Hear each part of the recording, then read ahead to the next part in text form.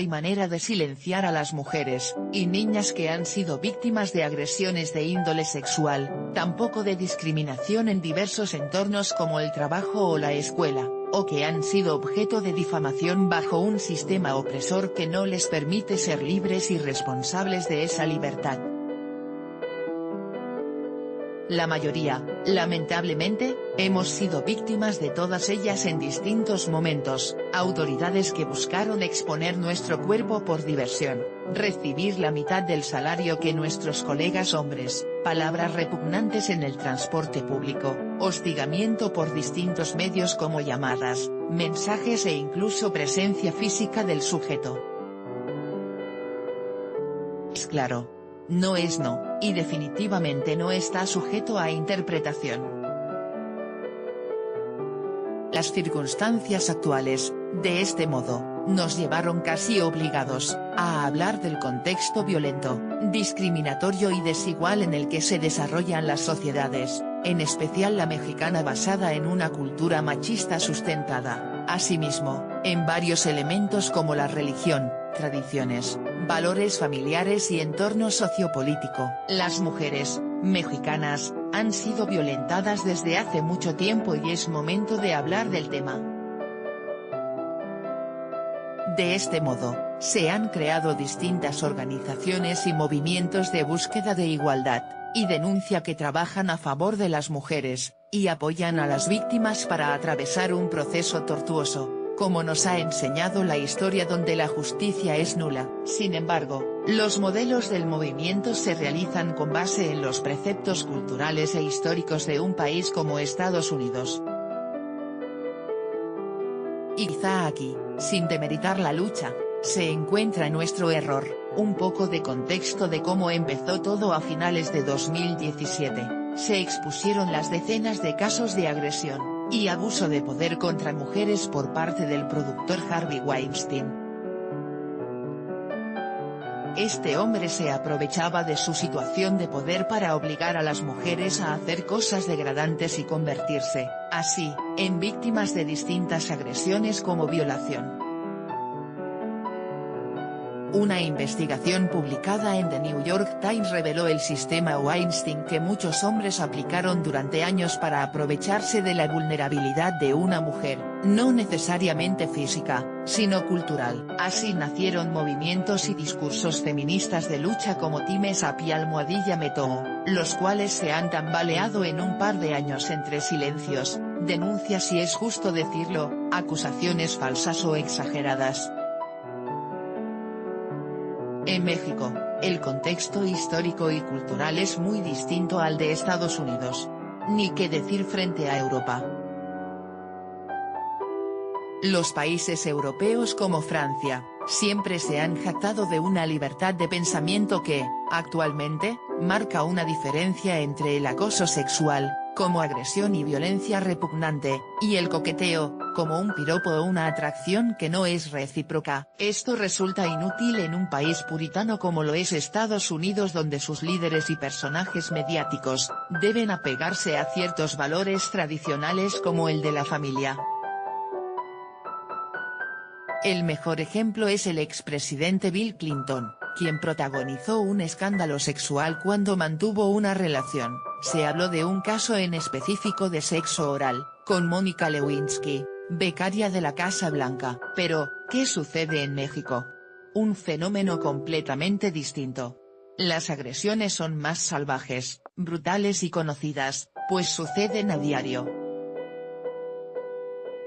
Esos coqueteos, aquí, se han convertido en cifras alarmantes. A esto se le suma el hecho de que el movimiento como tal, ese primer Almohadilla Me Too, parece haber llegado un poco más tarde.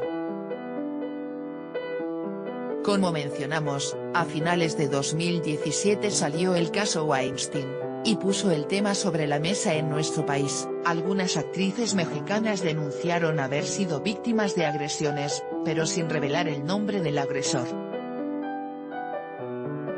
Las razones, distintas entre denunciantes, se deben en su mayoría al miedo, y las represalias que pueden sufrir después de alzar la voz. Un hombre se masturba en un parque, y la mujer que lo denuncia es atacada.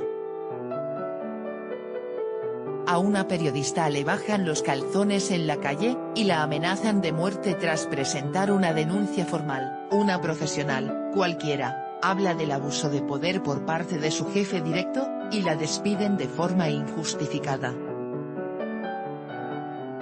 Esa es la realidad de México, y por la cual no podemos apegarnos tan fácilmente a un discurso americano ni europeo. Debemos crear el nuestro y comprender las aristas de un movimiento a favor de la libertad, igualdad y respeto entre los individuos que conforman la sociedad, sobre todo este último. Para empezar, y sin jugar con pretensiones, hemos de reconocer que no todas las denuncias son de acoso, pues solemos confundir el término y reducir todo un contexto en una sola palabra, como señala Marta Lamas en acoso, denuncia legítima o victimización. Hay varias formas de violentar los derechos de una mujer por el simple hecho de ser mujer, pero hemos de diferenciarlas y comprenderlas por separado. Debemos dejar de lado la victimización, y luchar por una imagen de equidad por otro lado, y se aclara nuevamente que esto se dice sin demeritar la enorme labor de aquellos involucrados en los distintos movimientos de denuncia. Debemos dejar de lado la victimización, y luchar por una imagen de equidad en la que, con nuestra voz y el apoyo mutuo, podemos defendernos. Con esto, evitaremos el discurso victimista, contrario a esa libertad que se nos ha negado. Porque no somos reductibles a nuestro cuerpo. Nuestra libertad interior es inviolable, escribieron un grupo de feministas en la declaración titulada Defendemos una libertad de importunar, indispensable a la libertad sexual. Debemos también reconocer que las sociedades se construyen de individuos, de hombres y mujeres, y la concientización de la existencia de un problema de violencia sexual, debe ser para ambos lados. Una mujer debe comprender los distintos escenarios en los que se puede agredir. Antes de todos estos movimientos, solíamos justificar ciertas conductas con excusas como que conocíamos al sujeto, el agresor era nuestro jefe, o como un simple error de espacio, y la realidad es que se trata en muchos casos de agresiones evidentes dentro del contexto de violencia.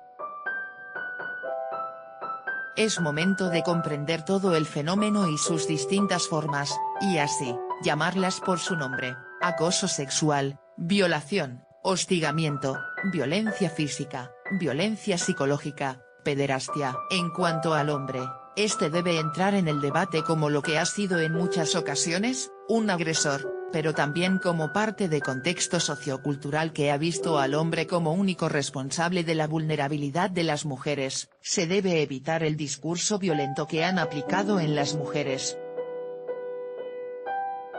No se trata de odiar la figura masculina ni la sexualidad como un proceso, que no es salvaje ni agresivo de forma natural, que quede claro, sino de identificar a los verdaderos agresores y formalizar nuestras denuncias. Los movimientos de #MeToo que se han dado las últimas semanas en México para denunciar casos de acoso y hostigamiento en el trabajo, son un foro en el que las mujeres pueden alzar la voz y realizar denuncias anónimas. ¿Por qué de esta forma? Porque la justicia nunca ha jugado del lado de una víctima. Suelen atacar al denunciante y se le exige que acuda a las autoridades antes de realizar la denuncia por redes sociales. Pero la historia nos ha dictado un camino distinto y hablarle a un policía resulta, pues, inútil. Las denuncias que se realizan en páginas de redes sociales como #MeToo Músicos Mexicanos, #MeToo Cine Mexicano, #MeToo Escritores Mexicanos y más, son válidas. Presenciamos un momento de libertad para las mujeres que conlleva ciertas responsabilidades, y una de ellas es comprender el poder de una palabra.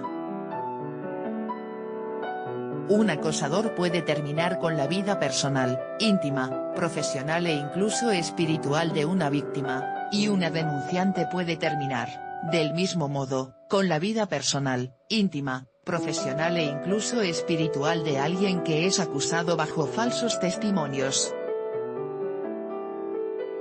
La falta de justicia y procesos legales han orillado a las mujeres a realizar su denuncia de esta forma, pero de ninguna manera a levantar falsos.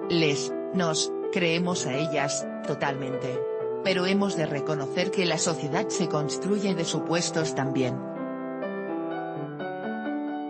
Debemos escuchar las denuncias mientras se mantiene una idea de presunción de inocencia para ambos lados. Un falso testimonio es violencia en cierto grado.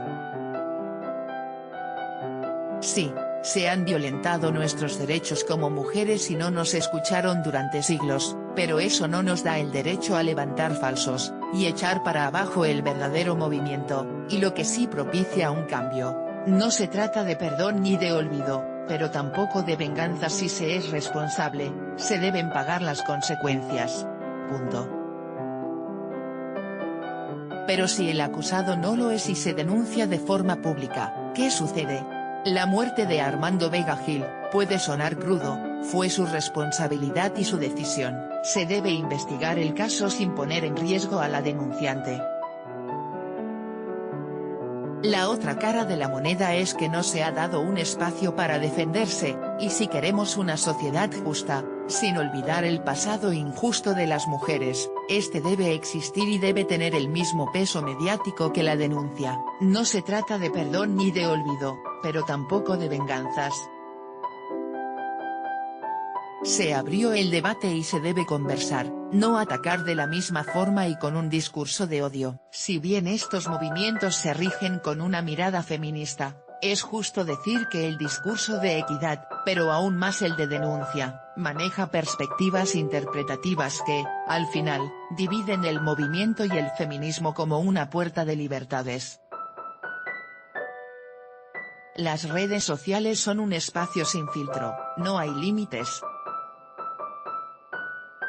Jill Lipovetsky hablaba en la era del vacío de la era del consumo masificado, y una cultura posmoderna detectable por varios signos como el culto de la participación, y la expresión y estos como manifestaciones del proceso de personalización que muestra conductas narcisistas que al final no aportan nada sino un vacío, y a eso nos enfrentamos también.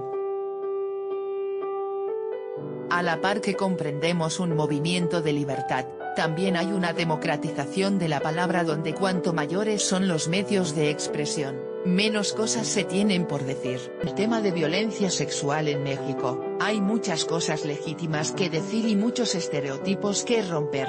Eso no se pone en duda. La violencia se trata de un problema social que se vive de forma individual, no hagamos de la denuncia nuestra única herramienta junto al discurso, un enemigo que sea capaz de romper con todo lo que se ha logrado. Pero seamos responsables de un movimiento que nos conviene a todos.